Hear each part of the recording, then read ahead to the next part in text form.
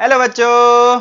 तो आज से हम 10th CBSE Kota pattern chemistry का सिलेबस स्टार्ट करेंगे। ये हमारा लेक्चर नंबर 1 है। ओके, इसीलिए आपको हमारे ट्रेडिशन की तरह कोई क्वेश्चन दिखाई नहीं दे रहे, ठीक है ना। तो हमारे चैप्टर का नाम है बच्चों केमिकल रिएक्शन एंड इक्वेशन। पूरी डिटेल पढ़ाई करेंगे बच्चों, कोई घबराने की जरूरत नहीं है। बहुत से बच्चे होते हैं बच्चों, बेसिकली होता क्या है, हम फिजिक्स में न्यूमेरिकल से डरते हैं, जो प्रॉब्लम होते हैं ना न्यूमेरिकल्स, उससे डरते हैं। और केमिस्ट्री में हम रिएक्शन से डरते हैं जब हम 11th-12th का प्रिपरेशन करते हैं। उसका रीजन होता है आपने 10th में इस चैप्टर को ठीक से पढ़ा नहीं होता। तो इसको हम अच्छे से पढ़ाई कर लेंगे तो आपको केमिकल रिएक्शन बहुत इजी बन जाएंगे। ठीक है, समझा दूंगा, कोई टेंशन लेने की जरूरत नहीं है। कॉपी और पेन निकाल लो और इसके बढ़िया से नोट्स बनाना शुरू कर दो। तो पहला पॉइंट है बच्चों, कुछ इसका इंट्रोडक्शन देख लेंगे हम। तो इंट्रोडक्शन में कुछ लाइनें आपको लिखनी है, मैं लिखता जाऊंगा, वैसे आप लिखते जाओ इंट्रोडक्शन। तो बेसिकली होता क्या है बच्चों, change change is the law of nature. लिखो कम ऑन। जो चेंज है ना बच्चों, चेंज जो होता है, change is law of nature. मतलब नेचर में कोई चीज परमानेंट नहीं है।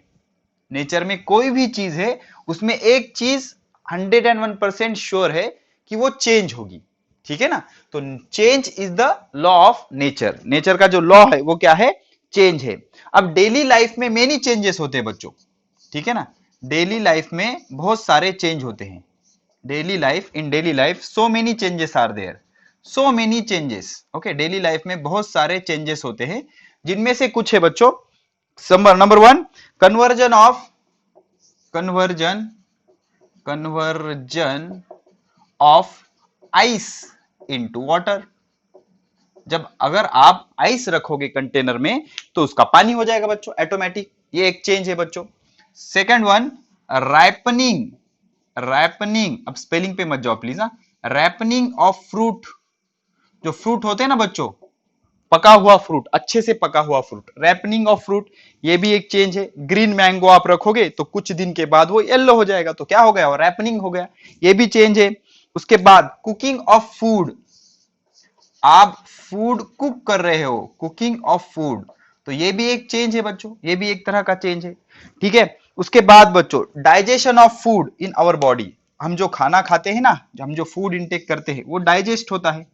Digestion, digestion of food, spelling पे मत जाओ प्लीज। हाँ, फूड इन आवर बॉडी।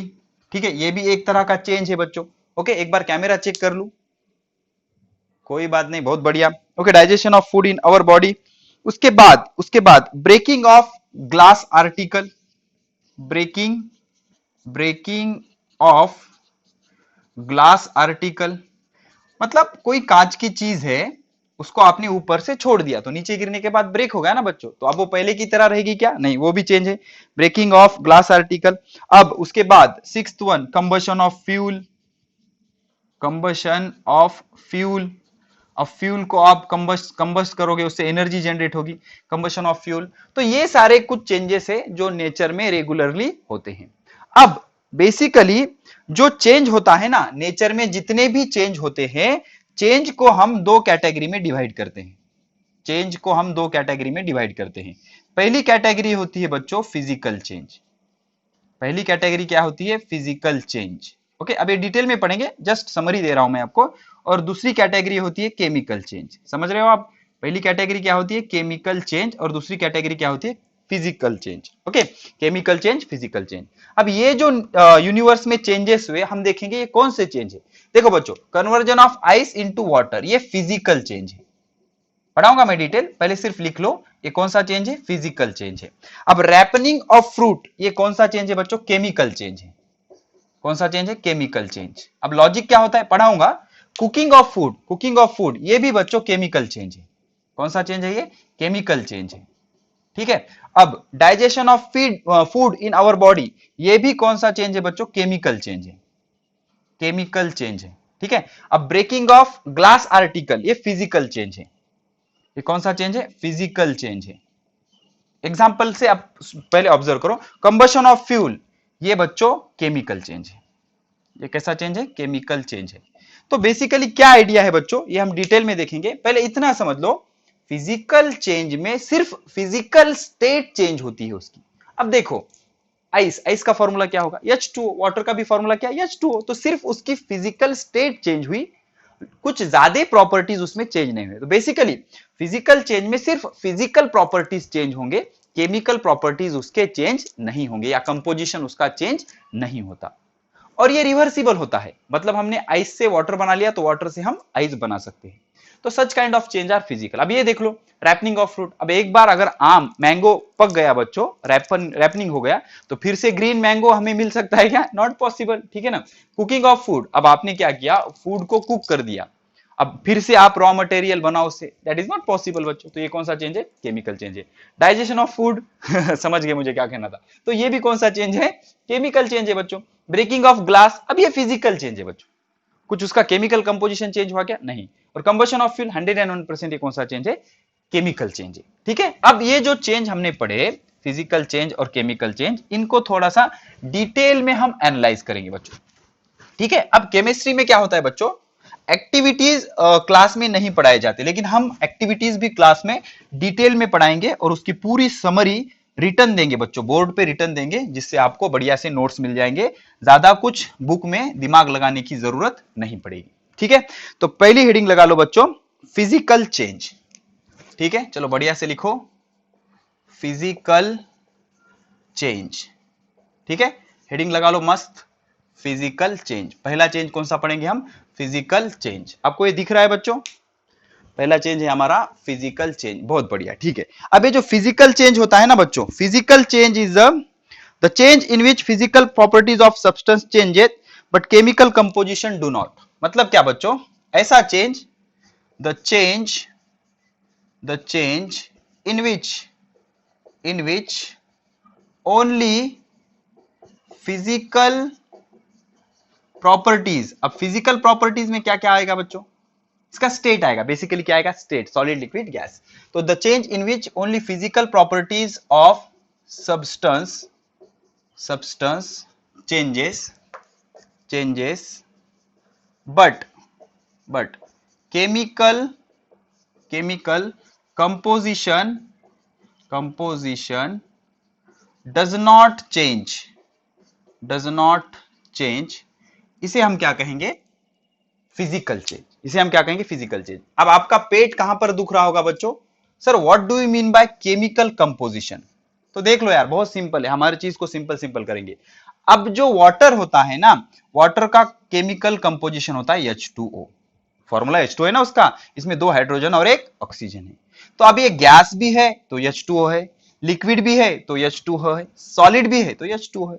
तो गैस से लिक्विड, लिक्विड से सॉलिड हुआ तो इसका केमिकल कंपोजिशन चेंज हुआ क्या? नहीं हुआ। तो अगर ऐसा चेंज है जिसमें सब्सटेंस का केमिकल कंपोजिशन चेंज नहीं होता, तो इसे क्या कहेंगे हम? Physical change. Such type of change is called as physical change. For example freezing, melting, boiling, ठीक है, समझ रहे हो? फ्रीजिंग मतलब लिक्विड का सॉलिड होना, उसके बाद बॉइलिंग मतलब लिक्विड का गैस होना, समझ रहे हो? फ्रीजिंग मतलब लिक्विड का सॉलिड होना, बॉइलिंग मतलब लिक्विड का गैस होना। उसके बाद मेल्टिंग मतलब सॉलिड का लिक्विड होना, उसके बाद कंडेंसेशन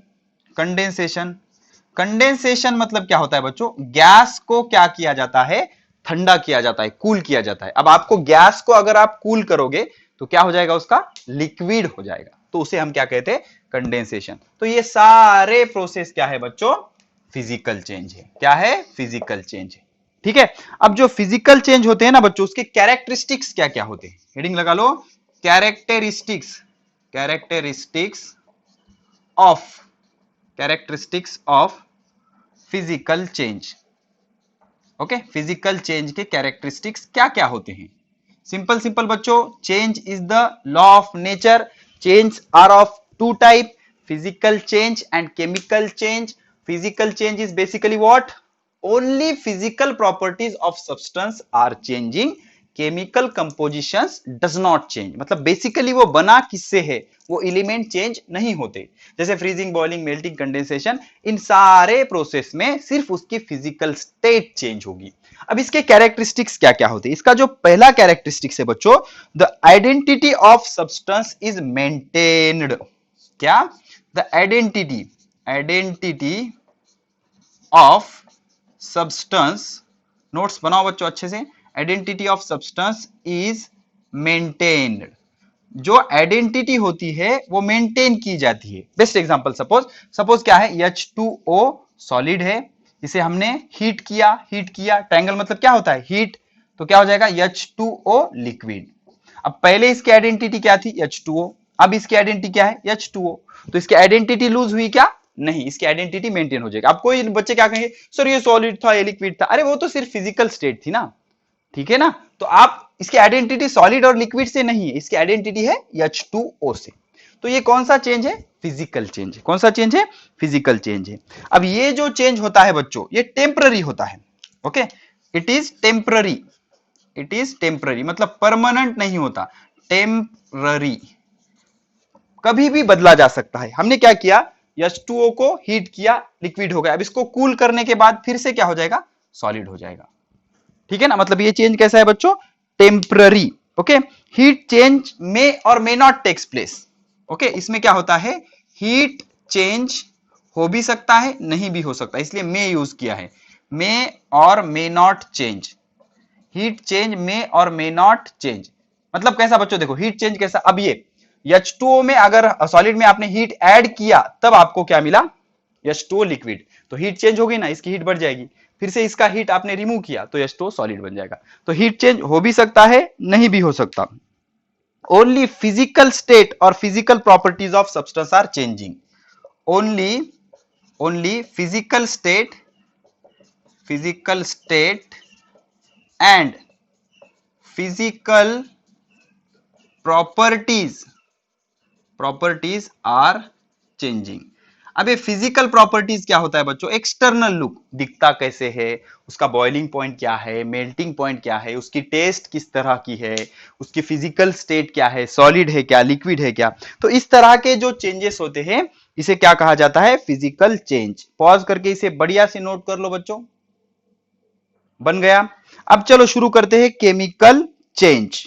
ओके, अब केमिकल चेंज क्या होता है बच्चों, बेसिकली केमिकल चेंज में उसका केमिकल कंपोजिशन चेंज हो जाता है, और केमिकल चेंज जब जब होता है तो कुछ टाइप की, किसी टाइप की एक रिएक्शन वहां पर होती है, उसे हम कहते हैं केमिकल रिएक्शन, और उसके बारे में ही हमें डिटेल पढ़ना है इस चैप्टर में।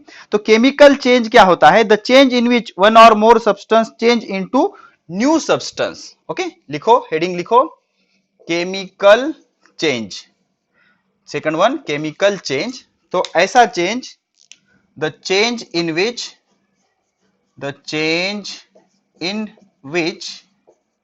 one or more substance changed into new substance, एक या एक से ज्यादा सब्सटेंस चेंज हो जाएंगे और न्यू सब्सटेंस बन जाएगा विथ डिफरेंट केमिकल कंपोजिशन। ये इंपॉर्टेंट है इसलिए ब्लैक से लिख रहा हूं मैं, विथ डिफरेंट केमिकल कंपोजिशन। तो ऐसे चेंज को हम क्या कहेंगे, केमिकल चेंज। क्या कहेंगे, केमिकल चेंज। फॉर एग्जाम्पल है इसका बर्निंग ऑफ कैंडल। अब जब कैंडल बर्न हो जाएगी, बर्निंग ऑफ कैंडल, तो कुछ गैसेस बन जाएंगे और गैसेस इस्केप हो जाएंगे, तो ये परमानेंट चेंज है ना, तो इसे हम क्या कहेंगे, chemical change. Rusting of iron, अगर आप एंट्रेंस की प्रिपरेशन कर रहे हो, नीट जेई, तो अभी से एक फॉर्मूला याद रख लो, जो आयरन होता है ना, उस पे एक स्टिकी सब्सटेंस रेडिश कलर का जमा होता है, जब आयरन कांटेक्ट में आता है पानी या ऑक्सीजन के, वो पूरी रिडॉक्स रिएक्शन है, उसकी पूरी मैकेनिज्म है, 10th में भी है, 12th में भी है। तो रस्ट का जो फॉर्मूला होता है ना बच्चों, वो होता है Fe2O3.NH2O। अब अलग अलग बुक में अलग अलग होता है, आप ये याद रख लो। अलग अलग क्या होता है सर, ये n की जगह किसी बुक में 1 होता है, 2 होता है, तो जनरल दे दिया मैंने, ये रस्ट का फॉर्मूला होता है। This is the formula of rust, just for your information. अब ये कैसे होगा, जब इसका नंबर आएगा तब देख लेंगे हम। तो ये रस्ट का फॉर्मूला होता है। तो rusting of iron is a chemical change, वहां पर केमिकल प्रोसेस होती है, केमिकल चेंज है वो एक तरह का। उसके बाद कंबशन ऑफ फ्यूल, फ्यूल का जो कंबशन होता है, it is also kind of chemical change. तो मैं क्या करता हूं बच्चों, इसको रब कर देता हूं, इसके फॉर्मूले को, इसकी अभी हमें जरूरत नहीं है। आपने लिख लिया होगा ना ये, तो हमें अभी नोट्स लिखना है। तो बच्चों बेसिकली केमिकल चेंज क्या होता है? The change in which one or more substance changed into new substance with different chemical composition, उसका नया केमिकल कंपोजिशन होगा। जैसे कि रस्टिंग हो गया तो कुछ नया बन गया और उसका कंपोजिशन कैसा होगा? अलग होगा। ठीक है, तो अब यहां क्या करेंगे हम? कैरेक्टरिस्टिक्स देख लेंगे किसके? केमिकल चेंज के। तो लिखो, हेडिंग लिखो कैरेक्टरिस्टिक्स। ठीक है ना, कैरेक्टरिस्टिक्स किसके? कैरेक्टरिस्टिक्स केमिकल चेंज के। तो पहला कैरेक्टरिस्टिक कुछ इस तरह से बच्चों, the identity of original substance is completely lost. Simple है ना, identity of original substance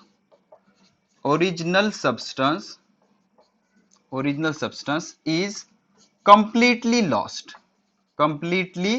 lost. जो आइडेंटिटी होती है ओरिजिनल सब्सटेंस की, वो लॉस्ट हो जाती है। अब आइडेंटिटी ओरिजिनल जो सब्सटेंस आपने लिया था वो अब बचा क्या? उसकी आइडेंटिटी बची क्या? नहीं। ओके, अब second one, this change is permanent. It is, ये कैसा होता है? ये परमानेंट होता है। ठीक है, दिस इज परमानेंट। ओके, एक बार हो गया तो हो गया। ठीक है, उसके बाद इसमें क्या होता है? Generally it takes place by energy change. अब यहां पर थोड़ा सा हम डिस्कशन कर लेंगे, what is the meaning of energy change sir? अब देखो बच्चों, जब कहीं भी केमिकल चेंज हो रहा है तो एक रिएक्शन होगी वहां पर, हम इसके आगे ही पढ़ने वाले, हम केमिकल रिएक्शन कहते हैं उसे। तो केमिकल चेंज में 101% दो चीजें होंगी। एक तो क्या होगा बच्चों? रिएक्शन में हीट एब्सॉर्ब होगी, तो उसे हम कहते हैं एंडोथर्मिक। इसके एग्जाम्पल वो बहुत डिटेल देखेंगे, आगे है बच्चों ये। एक तो क्या होगा? हीट एब्सॉर्ब होगी, उसे हम कहेंगे एंडोथर्मिक। और एक तो क्या होगा? हीट इवॉल्व होगी। ठीक है, तो इसे हम क्या कहेंगे? एक्सोथर्मिक। अब ये दो भी ना हो, ऐसा कभी नहीं होगा बच्चों। केमिकल चेंज हो रहा है तो 101% एक तो हीट एब्सॉर्ब होगी, या तो हीट क्या होगी बच्चों? इवॉल्व होगी। ओके, अब ये जो होता है बच्चों, फिजिकल चेंज हमने रिवर्स किया था, लेकिन केमिकल चेंज को हम रिवर्स नहीं कर सकते। Chemical change can not be reverse. ठीक है बच्चों, इस तरह के जो चेंजेस होते हैं उसको क्या कहा जाता है? रिवर्स। ओके, इसको क्या कहा जाता है? Chemical change. So such kind of changes are called as chemical change. Okay, तो देख लो बच्चों, केमिकल चेंज में कंपोजिशन चेंज होगा, ये उसके एग्जाम्पल है। आइडेंटिटी लूज होती है, परमानेंट चेंज है, एनर्जी चेंज 100% होगा, और केमिकल रिएक्शन को हम रिवर्स नहीं कर सकते। मतलब एक बार केमिकल चेंज हो गया तो उसका हर बार उसको रिवर्स नहीं किया जा सकता। ठीक है, so these are the some information और some useful points about chemical change. तो ये क्या था बच्चों? सारा केमिकल चेंज। तो हमने चेंज पढ़ लिया बच्चों। बेसिकली चेंज दो टाइप का होता है, फिजिकल चेंज और केमिकल चेंज। तो फिजिकल चेंज क्या होता है बच्चों? फिजिकल चेंज में आइडेंटिटी लूज नहीं होती, केमिकल चेंज में आइडेंटिटी लूज होती है। अब हम इसको थोड़ा सा प्रैक्टिस कर लेंगे और आपको चेक करेंगे कि आपको ये चेंज आया है या नहीं। Okay, find out which kind of change is it. Number 1 क्या है? Fermentation of grapes. Fermentation of grapes मतलब क्या बच्चों? अंगूर। ठीक है ना, तो आप पता करो, फाइनली मैं बताऊंगा आपको कौन सा चेंज है, डिसाइड करो। सेकेंड वन है बच्चों, बर्निंग ऑफ कैंडल। लिख रहे हो ना आप? ये सारी चीजें लिखो, burning of candle. Third one है बच्चों, तीसरा है इवेपोरेशन ऑफ अल्कोहल।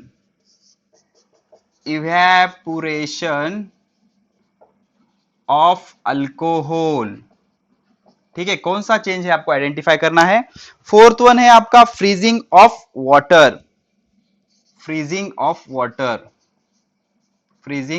वाटर। मतलब पानी से बर्फ बनना, freezing of water.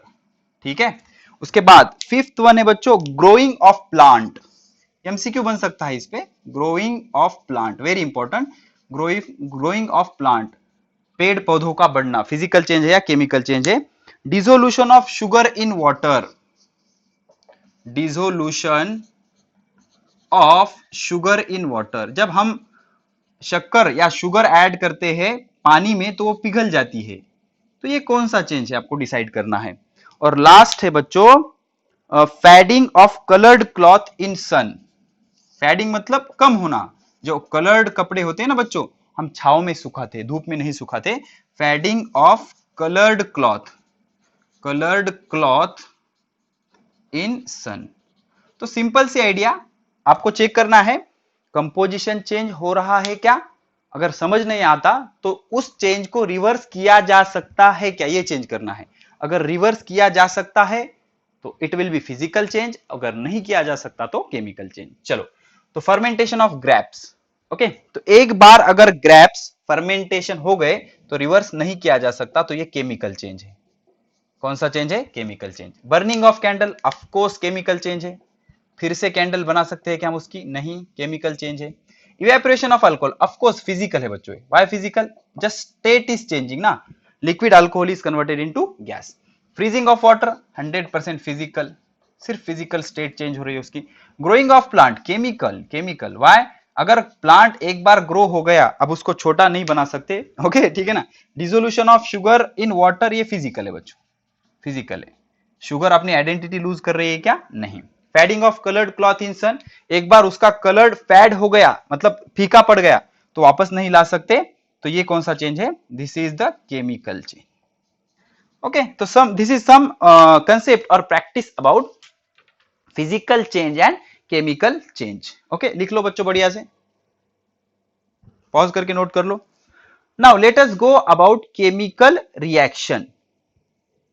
Okay, let us learn about chemical reaction. अब ये बहुत शुरू से शुरुआत करेंगे और बहुत आगे तक लेके जाएंगे इसको, 12th तक लेके जाएंगे बच्चों, 12th के कंसेप्ट तक लेके जाएंगे। तो बढ़िया सी हेडिंग लगा लो, केमिकल रिएक्शन। पहले मैं बता दूं बच्चों, फिजिक्स में बच्चों को बेसिकली प्रॉब्लम किससे होती है, प्रॉब्लम से, न्यूमेरिकल से।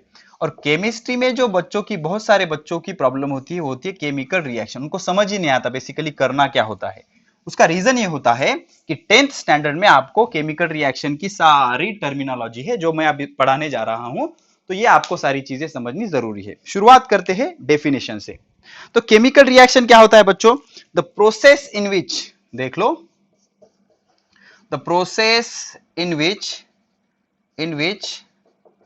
One or more substance undergo chemical change, ऐसी प्रोसेस जिस प्रोसेस में एक या एक से ज्यादा सब्सटेंस में केमिकल चेंज होता है to produce new substance with देख लो बच्चों, विथ डिफरेंट केमिकल कंपोजिशन, बहुत इंपॉर्टेंट है, with different chemical composition is called as chemical reaction.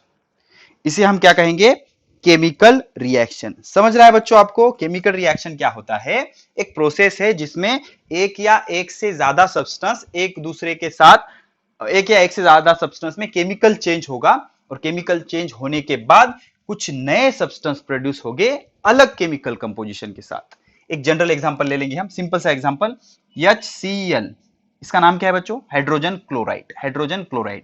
इसमें हम डालेंगे NaOH, ये क्या है बच्चों, सोडियम हाइड्रोक्साइड।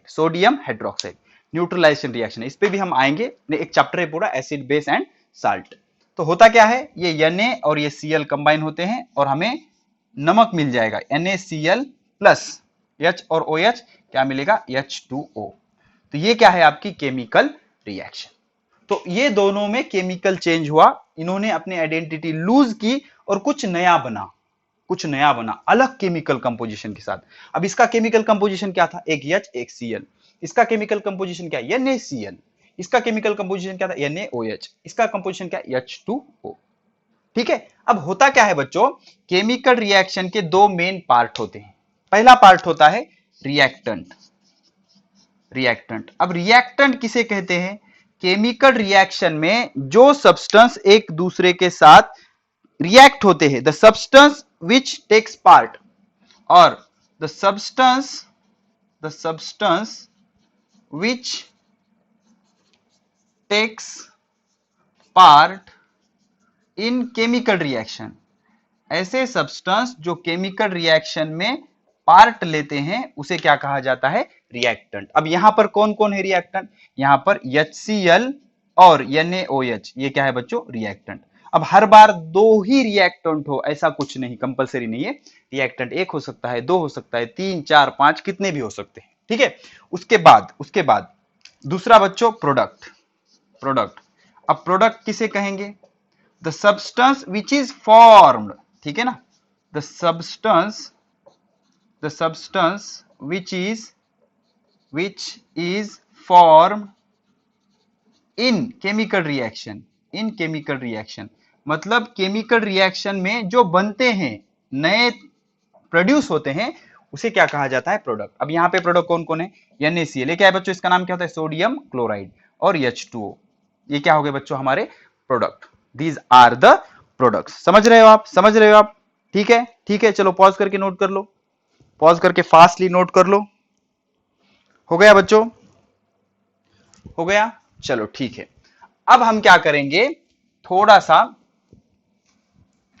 केमिकल रिएक्शन को डिटेल में समझेंगे क्या होता है। तो डिटेल में समझने के लिए हम जनरल रिएक्शन लेंगे। जनरल रिएक्शन देखो बच्चों क्या होता है, A plus B that gives C plus D, ऐसे पढ़ा जाता है इसको, ठीक है। तो यहां पर A comma B, these are reactant, ये क्या है बच्चों? रिएक्टेंट है। और C कॉमा D, ये क्या है बच्चों? प्रोडक्ट, ये क्या है? प्रोडक्ट। ओके, अब रिएक्टेंट में जो मेन रिएक्टेंट है उसको पहले लिखते हैं और इसे कहा जाता है सबस्ट्रेट। क्या कहा जाता है बच्चों? सबस्ट्रेट। अब सबस्ट्रेट के बाद जो लिखा जाता है उसे कहते हैं रिएजेंट।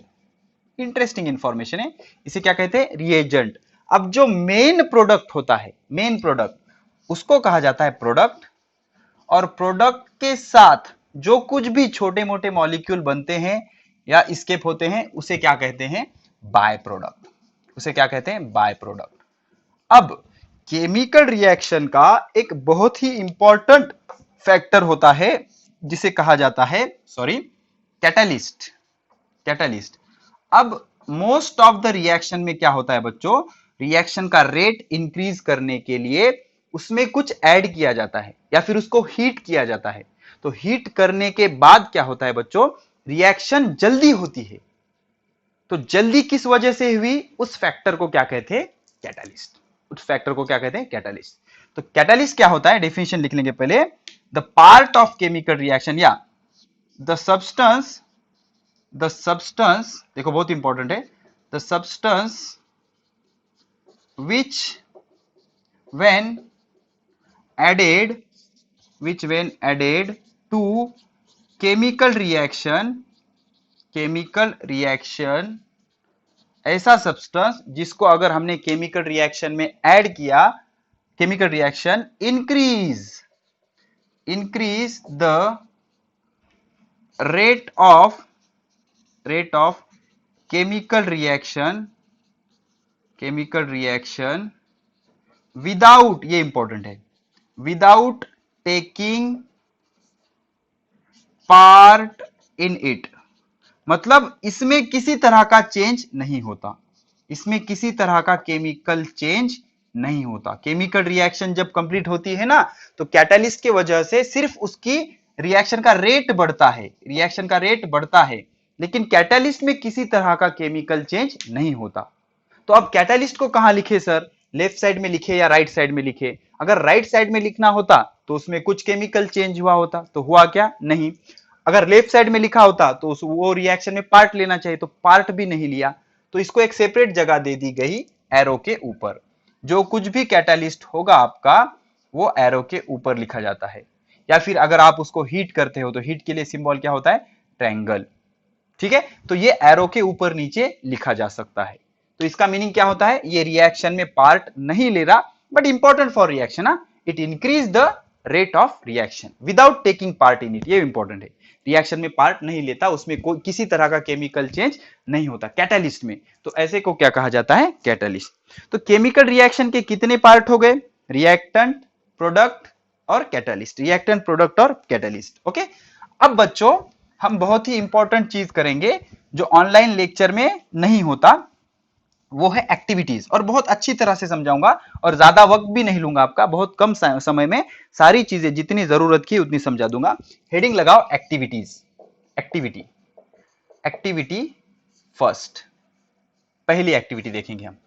तो हमें करना क्या है, देखो बच्चों होता क्या है, जब it is observe that magnesium ribbon burn with white light, magnesium ribbon, magnesium is metal बच्चों, मैग्नीशियम रिबन लिखो बच्चों प्लीज, कॉपी पेन चलती रहनी चाहिए। Magnesium ribbon burn with white light, white light, magnesium ribbon जो होती है वो व्हाइट लाइट से बर्न होती है, dazzling, dazzling white light and changes into white powder, and changes, changes into white powder. अब इसको कैसे समझे, इसकी रिएक्शन कैसी होगी, देख लो अच्छे से देख लो बच्चों। होता क्या है, मैग्नीशियम रिबन को अगर आपने बर्न किया तो डैजिंग, चमकता हुआ व्हाइट लाइट, व्हाइट लाइट से वो बर्न होगा और व्हाइट पाउडर बनेगा। क्या बनेगा, व्हाइट पाउडर। तो बेसिकली इसके पीछे कौन सी रिएक्शन होती है, देखो बच्चों, बर्निंग मतलब on paper reaction with oxygen, burning मतलब on paper reaction with oxygen. अब जो ये जो ऑक्सीजन होता है बहुत कलाकार होता है बच्चों, ऑक्सीजन खुद नहीं जलता, लेकिन अगर ऑक्सीजन ना हो तो किसी को जलने भी नहीं देता। ऑक्सीजन खुद नहीं जलता, अगर वो ना हो तो किसी को जलाया भी नहीं जा सकता, ठीक हो, मैं जलूंगा ना जलने दूंगा, ऐसे टाइप का। तो ऑक्सीजन हेल्प करता है कंबशन को, खुद नहीं जलता, ठीक है। तो बेसिकली होगा क्या बच्चों, देखो क्या होगा, मैग्नीशियम सॉलिड, मैग्नीशियम सॉलिड, ठीक है, ये रिएक्ट होगा, इसका कंबशन होगा, मतलब ऑक्सीजन गैस के साथ ये रिएक्ट होगा, ऑक्सीजन गैस के साथ ये रिएक्ट होगा। अब इसको हीट करना होगा तो ट्रायंगल लिखेंगे। अब हमेशा क्या करना चाहिए, इसके नीचे इसका नाम लिखते चलो बच्चों। तो ये क्या है, मैग्नीशियम, मैग्नीशियम, ठीक है। अब ये क्या है, ऑक्सीजन, ये दोनों क्या हो गए, ये दोनों क्या हो गए बच्चों, this two are reactant. Okay, अब शुरुआत है इसलिए डिटेल लेंगे हम थोड़ा सा, ये वो दोनों क्या है, रिएक्टेंट, ठीक है। अब ये प्रोडक्ट देंगे, अब इसको हमने हीट किया, हीट किया, गर्म किया ना, कंबशन किया, ठीक है। अब ये ऑक्सीजन कहां से आया, फ्रॉम एयर, हवा में से हमने लिया। तो मैग्नीशियम अगर ऑक्सीजन के साथ रिएक्ट हुआ तो व्हाइट पाउडर किसका तैयार हुआ, मैग्नीशियम ऑक्साइड का, मैग्नीशियम ऑक्साइड का। अब ये व्हाइट पाउडर, ओके, ये सॉलिड होगा ना, पाउडर मतलब सॉलिड, तो ये क्या बना बच्चों, मैग्नीशियम, मैग्नीशियम ऑक्साइड, ठीक है, मैग्नीशियम ऑक्साइड। और ये क्या होता है, व्हाइट पाउडर, व्हाइट पाउडर जो हमने ऊपर ऑब्जर्व किया उसको केमिकल रिएक्शन में एक्सप्रेस किया। अब ये क्या है बच्चों हमारा, this is our product, this is our product. तो होता क्या है बच्चों, अगर आप मैग्नीशियम मेटल, अब देखो बच्चों होता क्या है, मैग्नीशियम मेटल का, मैग्नीशियम मेटल का शाइनी सरफेस होता है। कैसा सरफेस होता है, शाइनी सरफेस होता है।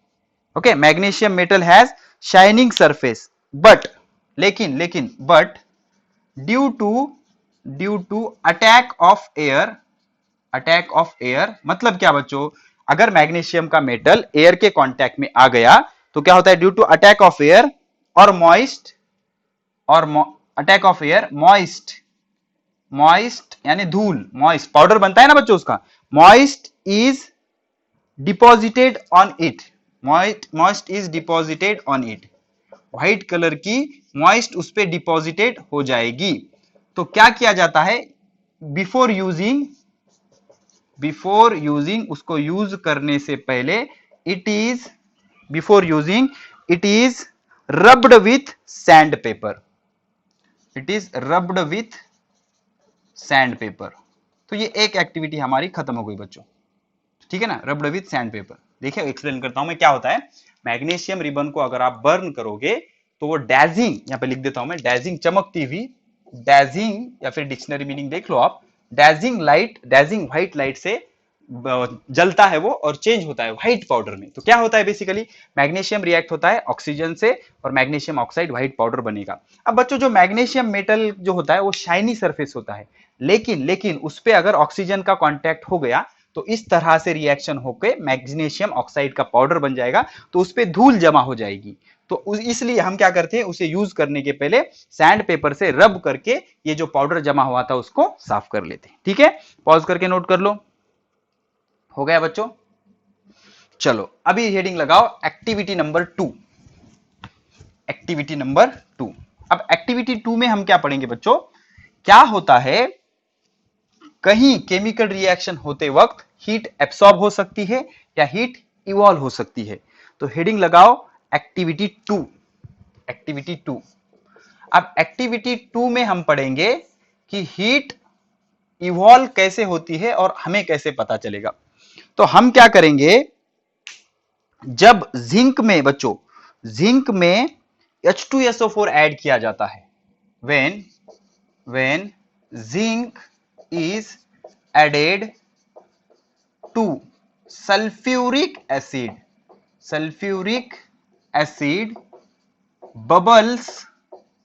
bubbles are observed and container gets heated। अब ऐसा क्यों हुआ? अगर आपने जिंक ऐड किया बच्चों, क्या किया, जिंक ऐड किया H2SO4 में, तो उसमें बबल्स ऑब्जर्व हुए बच्चों। तो ये बबल्स कहां से आए और कंटेनर गर्म क्यों हुआ, ये हमें एक्सप्लेन करना है। तो इसके पीछे की जो केमिकल रिएक्शन है वो कुछ इस तरह से है। जिंक सॉलिड, सल्फ्यूरिक एसिड का फॉर्मूला होता है बच्चों H2SO4, ठीक है, जिंक सॉलिड H2SO4 एक्वियस, ये दोनों हो गए बच्चों रिएक्टेंट। इसका नाम लिख देता हूं मैं जिंक, ये है हमारा हाइड्रोजन सल्फेट या है सल्फ्यूरिक एसिड, ठीक है। तो बेसिकली रिएक्शन कैसी होगी हमें पता है, जब मेटल एसिड के साथ रिएक्ट होता है, एक्वियस मतलब पानी में बच्चों, तो जिंक अगर इसके साथ रिएक्ट होगा तो बनेगा ZnSO4। क्या बनेगा बच्चों, ZnSO4 एक्वियस, ओके, इसे हम कहेंगे जिंक सल्फेट, ठीक है। और क्या हो जाएगा, हाइड्रोजन गैस।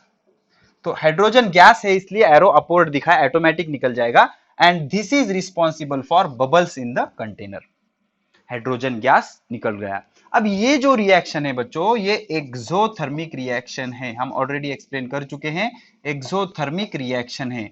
मतलब इस रिएक्शन में बहुत सारी हीट रिलीज होगी। अब आप कहोगे सर कहां से रिलीज होगी हीट, तो बेसिकली बच्चों होता क्या है, जब कभी भी दो एलिमेंट में बॉन्ड बनता है तो उस बॉन्ड की कुछ एनर्जी होती है। अगर हमने रिएक्शन के वजह से ये बॉन्ड को ब्रेक किया तो अब हर बॉन्ड की एनर्जी अलग अलग होती है। सपोज इसकी एनर्जी है 100 जूल, इसकी एनर्जी है 50 जूल। अब इससे अगर ये बॉन्ड बन गया, इससे अगर अब आप कहोगे सर ए का बी कैसे होगा, चलो इसको डिटेल ले लेते हैं। A plus B that gives A dash B, और ये कितना 2 होगा ना, 2A 2B 2A dash B, ये ब्रेक हुआ और ये बन गया। तो इसकी 100 जूल एनर्जी है, इसकी 100 जूल एनर्जी है, और ये बॉन्ड की एनर्जी है सपोज 50 जूल, ठीक है। तो अब इसकी टोटल एनर्जी कितनी होगी रिएक्टेंट की, 100 प्लस 100 200, ठीक है। अब इसकी कितनी होगी, ये दो बॉन्ड है ना बच्चों, 50 इंटू 2 मतलब 100 जूल। अगर ये रिएक्शन हुई तो इसमें से ये 200 जूल है, ये 100 जूल है, तो यहां पर क्या लिखना पड़ेगा, प्लस 100 जूल। तो इतनी हीट बाहर चली जाएगी। समझ रहे हो आप जनरल लॉजिक। तो यहां पर क्या हुआ, उसी तरह का अरेंजमेंट हुआ, और 100 नहीं कह सकते हम नहीं कह सकते, ये आपको 12th में आएगा थर्मोडायनेमिक्स चैप्टर में। तो इस रिएक्शन में क्या हुई, हीट इवॉल्व हुई बहुत सारी, अब कितनी हुई वो नहीं बता सकते अभी हम, तो बहुत सारी हीट इवॉल्व हुई। इस वजह से कंटेनर क्या हो गया, गर्म हो गया, because it is a exothermic reaction, ठीक है। तो जब जिंक सल्फ्यूरिक एसिड के साथ रिएक्ट हुआ तो बबल्स ऑब्जर्व हुए और कंटेनर गर्म हो गया। गर्म होने का रीजन ये था कि ये क्या था बच्चों, एक्सोथर्मिक रिएक्शन, ठीक है। सो ये हो गई हमारी एक्टिविटी 2। और एक एक्टिविटी देखेंगे बच्चों, उसके बाद प्रॉपर्टीज देखेंगे केमिकल रिएक्शन के, और चैप्टर लेक्चर को एंड करेंगे। अब एक्टिविटी 3, अब ये थोड़ी सी इंटरेस्टिंग एक्टिविटी है, एक्टिविटी नंबर 3। अब ये आपको हार्ड लग सकती है लेकिन कोई जरूरत नहीं घबराने की, हाँ फर्स्ट टाइम है आपका, ठीक है। तो क्या कह रहा है, it is observe that yellow solid precipitate is form. देखो बच्चों इंटरेस्टिंग है, लीड नाइट्रेट का फॉर्मूला होता है PbNO3 टेकन ट्वाइस। पीबी क्या है, लीड। अब एक चीज याद रखो, NO3 मतलब नाइट्रेट। बहुत इंटरेस्टिंग चीजें दे रहा हूं, कोई नहीं बताता ये। NO3 नाइट्रेट, NO2 नाइट्राइट लिख लो, बहुत इंपॉर्टेंट है, NO2 नाइट्राइट, ठीक है। SO4 सल्फेट, बहुत इंपॉर्टेंट है बच्चों, लिखो SO4 sulphate, SO3 sulphite, SO3 sulphite, समझ रहे हो।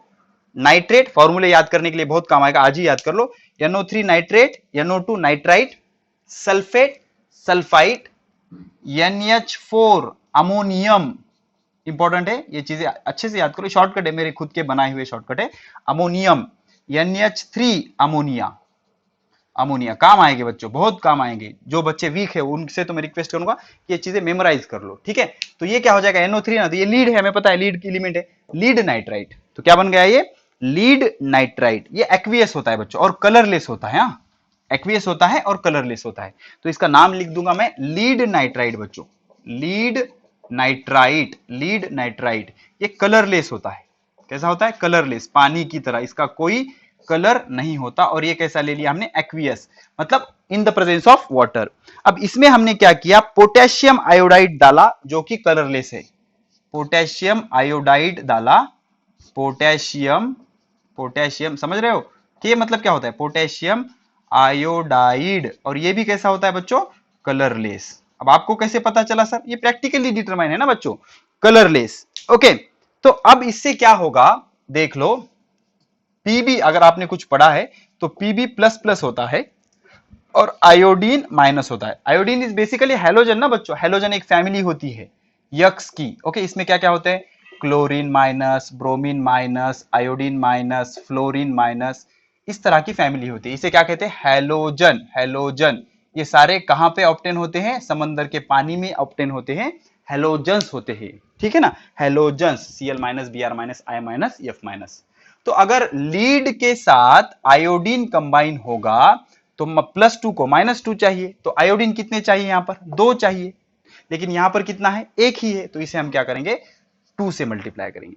अब इसको अगर आपने 2 से मल्टीप्लाई कर दिया तो Pb और 2I क्या मिल गया, PbI2, लीड आयोडाइड, क्या मिल गया, लीड आयोडाइड। अब इसका कलर होता है बच्चों येलो, लीड आयोडाइड। ओके, अब ये होता है येलो, येलो, और यहां पर लिखा है पीपीटी। अब इसका क्या मीनिंग होता है, आता हूं मैं इस पे, 2 मिनट में आ जाऊंगा। येलो पीपीटी, ये येलो, अब देखो ये कलरलेस था, ये कलरलेस था, अब colourless colourless combine to give the yellow colour, तो केमिकल चेंज है 100%। ओके, तो ये, और बाय प्रोडक्ट क्या होगा, 2K NO3। अब एक K प्लस होता है बच्चों और NO3 माइनस होता है, ठीक है, तो K 2 है, NO3 2 है, तो ये बन जाएगा KNO3। अब कितने, इसको 2 से मल्टीप्लाई करो, ये भी 2 है के, ये भी 2 है, 2K NO3। अब NO3 क्या होता है बच्चों, नाइट्रेट, नाइट्रेट, पोटेशियम नाइट्रेट, और 2 रहा तो नाइट्राइट, नाइट्राइट, समझ रहे हो। तो ये क्या हो गया, पोटेशियम, पोटेशियम नाइट्रेट, समझ रहे हो, पोटेशियम नाइट्रेट। और ये कितने बन गए, 2 बन गए। अब ये जो होता है ना बच्चों, ये होता है कलरलेस।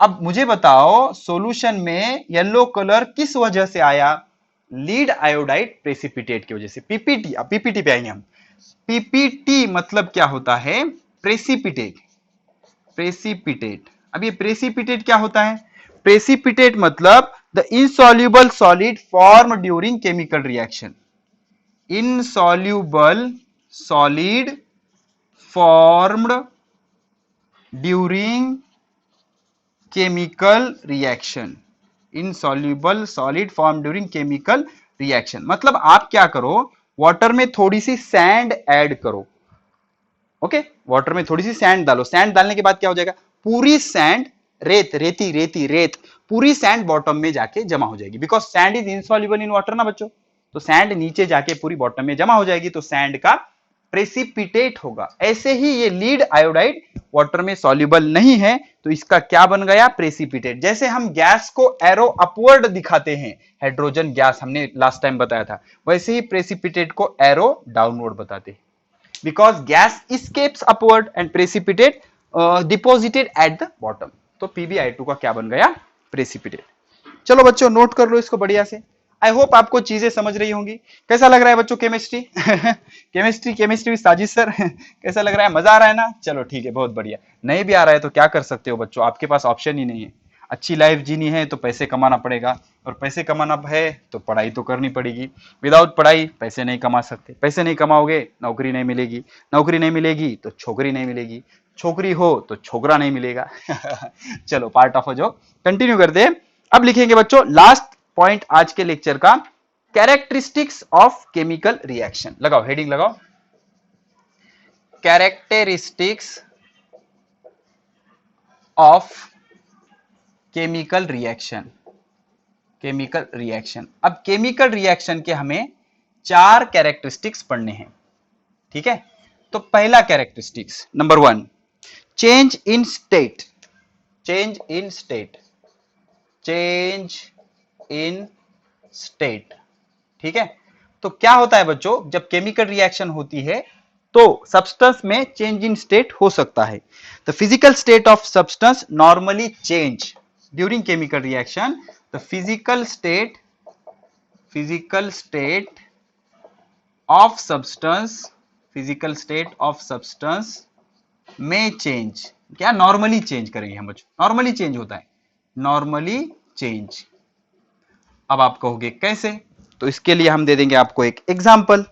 तो एग्जांपल कुछ इस तरह से, हमने अभी जितने एक्टिविटी पढ़े, ओके रिवाइज कर लूं क्या बच्चों, पहले देख लो टाइम है क्या अपने पास, है टाइम, कोई प्रॉब्लम नहीं। देखो बच्चों पहले हमने क्या देखे थे, मैग्नीशियम सॉलिड, इसमें डाला था ऑक्सीजन गैस। इसको अब इसका नाम लिखते जाओ बच्चों, कंबशन किया था हमने, कंबशन किया था तो मैग्नीशियम 2 लेने पड़ेंगे, और क्या मिला था, मैग्नीशियम ऑक्साइड सॉलिड, और ये पाउडर था बच्चों, ठीक है। और ये कितने मिले थे, 2।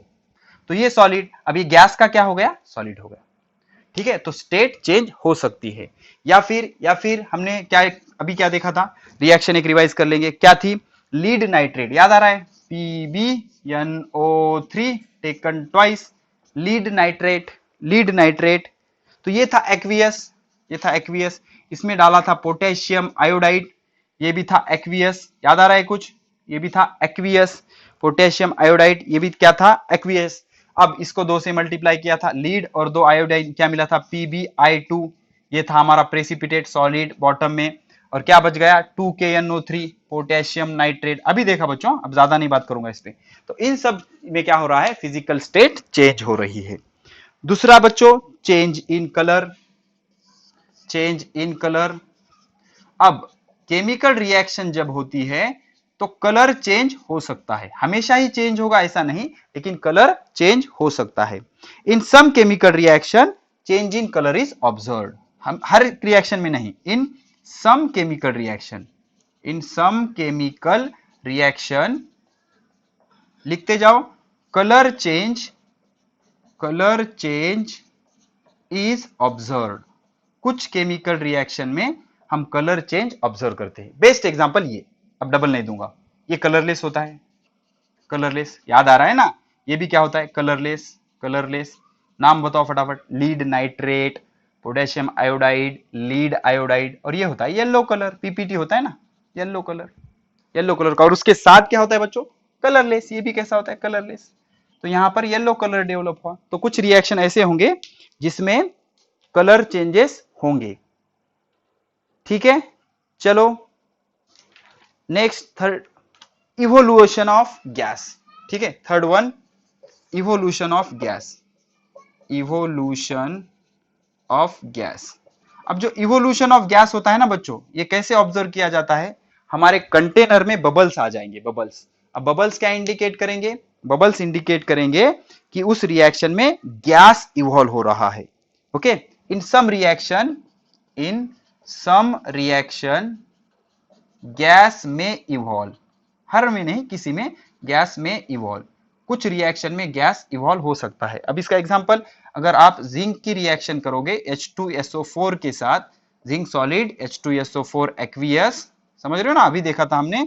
तो क्या बन जाएगा ZnSO4 जिंक सल्फेट, ये हो जाएगा आपका aqueous plus hydrogen gas escape हो गया, तो इसके बबल्स बनेंगे, हमने एक्टिविटी में देखा था ना, तो इसके बबल्स बनेंगे बच्चों। ठीक है, तो केमिकल रिएक्शन में बबल्स भी स्केप हो सकते हैं। ठीक है, अब बर्निंग में क्या होता है, बर्निंग में कार्बन डाइऑक्साइड इवॉल्व होता है बच्चों। तो किसी कुछ केमिकल रिएक्शन में गैस भी स्केप हो सकते हैं। तो ये तीन क्या हो गए properties of a chemical reaction या characteristics of a chemical reaction. अब लास्ट चेंज इन टेम्परेचर, ये इंपॉर्टेंट है, fourth one change in temperature, change in temperature. अब हमने कहा था कि एक तो आपकी रिएक्शन एक्सोथर्मिक होगी या एक तो एंडोथर्मिक होगी। देख लो, अब देख लो क्या कहता है, most of the reaction takes place by increase or decrease of temperature. Most of the reaction takes place by increase or decrease of temperature। अब ये कैसे मेजर करोगे आप temperature? It is verified with thermometer. अब thermometer क्या है, एक device है जो टेम्परेचर मेजर करता है। ठीक है ना, तो हर रिएक्शन में एक तो आपकी हीट एब्सॉर्ब होगी या हीट इवॉल्व होगी। अगर इफ हीट इवॉल्व और यहां क्या लिखेंगे, इफ हीट एब्सॉर्ब। तो अगर हीट इवॉल्व हुई तो इसे हम कहेंगे exothermic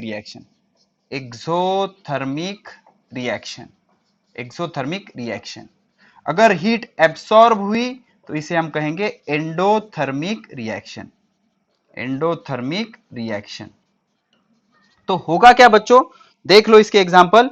in the reaction between zinc and H2SO4 flux या flask became warm because rise in temperature. अब एक्सोथर्मिक में आपका जो फ्लास्क है, मतलब जो कंटेनर है, वो वार्म हो जाएगा, गर्म हो जाएगा। और एंडोथर्मिक में आपका जो फ्लास्क है, अब ये कंफ्यूजन हो सकता है आपका, वो कूल हो जाएगा। अब आप कहोगे सर हम तो रिएक्शन में से हीट बाहर डाल रहे हैं ना, तो ये गर्म होना चाहिए, सॉरी रिएक्शन में से हीट बाहर डाल रहे तो वो ठंडा होना चाहिए। नहीं, रिएक्शन में से जो हीट बाहर गई वो पूरी तरह से बाहर चली गई क्या? नहीं, वो रिएक्शन को मिली, तो वो अंदर ही है, अब गर्म फीलिंग आएगी। अब एंडोथर्मिक मतलब इंटरनली बॉन्डिंग अरेंजमेंट में हीट गायब हो गई, तो इस वजह से वहां पर कूल्ड फीलिंग आएगी। अब ये गलत फहमी हो सकती है। तो एंडोथर्मिक में किस तरह की फीलिंग आएगी? कूल। और एक्सोथर्मिक में किस तरह की फीलिंग आएगी? वार्म। अब ये हम प्रैक्टिकली ऑब्जर्व करते हैं। जब हमने जिंक सॉलिड में H2SO4 एक्वियस में जिंक सॉलिड को ऐड किया तो क्या मिल जाएगा? ZnSO4 zinc sulphate, zinc hydrogen sulphate ZnSO4, और ये होगा आपका aqueous plus hydrogen gas evolve होगा इसलिए एरो अपवर्ड, और बहुत सारी हीट जनरेट होगी और इस हीट के वजह से वार्म फीलिंग आएगी। इसका नाम क्या है? Zinc sulphate. अब ये जिंक जो होता है वो कुछ इस तरह का होता है, Zn++, बहुत काम आएगी ये चीजें। और SO4 जो होता है सल्फेट आयन, SO4 माइनस, तो दोनों सीधे सीधे ऐड हो जाएंगे, +2 -2 कैंसिल। अब कूल फीलिंग कहां आएगी? जब बेरियम हाइड्रोक्साइड अमोनियम क्लोराइड के साथ रिएक्ट होगा। ठीक है, अब इसकी रिएक्शन यहां पर दी नहीं है लेकिन मैं आपको बता दूंगा। बेरियम हाइड्रोक्साइड, इसका नाम क्या है? Barium hydroxide. सारी चीजें पता होनी चाहिए। बेरियम हाइड्रोक्साइड किसमें डाला है बच्चों? अमोनियम क्लोराइड में। मैंने कहा था अभी NH4 याद रखो, NH4 क्या होगा? अमोनियम, ये क्लोराइड, नाम याद रखने के लिए काम आएगा। Ammonium chloride, barium hydroxide. अब Ba जो होता है ना बच्चों, ये होता है Ba++ और हाइड्रोक्साइड होता है OH-, तो Ba के साथ कितने OH लगेंगे? दो OH और एक Ba, +2 -2 cancel, BaOH taken twice, barium hydroxide ammonium chloride. तो इससे क्या बन जाएगा बच्चों? इससे बन जाएगा, देख लो, अब ये Ba क्या है? +2, तो ये अगर क्लोरीन के साथ रिएक्ट होगा तो क्लोरीन कितने चाहिए इसको? 2 चाहिए, लेकिन यहां पर सिर्फ एक है, इसलिए हम इसको क्या करेंगे? 2 से मल्टीप्लाई करेंगे। तो एक बेरियम और 2 क्लोरीन, सर एक ही है ना, 2 से मल्टीप्लाई किया ना, तो क्या बन जाएगा? Barium chloride. ये क्या बन गया? बेरियम क्लोराइड प्लस देख लो, प्लस बेरियम क्लोराइड हो गया। अब क्या बचा, NH4 और OH। NH4 क्या होता है बच्चों, NH4 होता है प्लस, तो एक प्लस को एक OH, तो NH4 भी कितने लगेंगे, दो, तो ऑलरेडी दो है ना, दो से मल्टीप्लाई किया, NH4 plus OH minus NH4OH, NH4OH, तो क्या बन जाएगा 2NH4OH। इसीलिए मैंने दिया था NH4 मतलब क्या होता है, अमोनियम, OH मतलब हाइड्रोक्साइड, अमोनियम हाइड्रोक्साइड। तो ऐसी रिएक्शन होने के बाद कूल फीलिंग आएगी, because it is a endothermic reaction. ठीक है, आप यहां पर माइनस हीट लिख सकते हो, माइनस हीट। ओके, वो उसने हीट एब्सॉर्ब कर ली, तो सराउंडिंग में हीट कम गिरी, इसलिए वहां पर क्या आएगी, कूल फीलिंग। तो ये इतना सिर्फ याद रखो, एक्सोथर्मिक में वार्म फीलिंग आएगी, या वार्म फीलिंग आने पर वो एक्सोथर्मिक रिएक्शन होती है, और कूल फीलिंग आने पर एंडोथर्मिक रिएक्शन होती है। तो कैरेक्टरिस्टिक्स कितने हैं केमिकल रिएक्शन के, चार, change in temperature, change in colour, change in step, evolution of gas, ये चार चीजें आपकी हो सकती है। ठीक है, तो यहां पर इस लेक्चर को करते हैं समाप्त। अगला लेक्चर बहुत इंपॉर्टेंट है बच्चों, उसमें हम बैलेंसिंग केमिकल इक्वेशन पढ़ेंगे, वर्ड इक्वेशन, केमिकल इक्वेशन, ये सारी चीजें पढ़ेंगे। तब तक पढ़ाई करते रहे, ऑल द वेरी बेस्ट।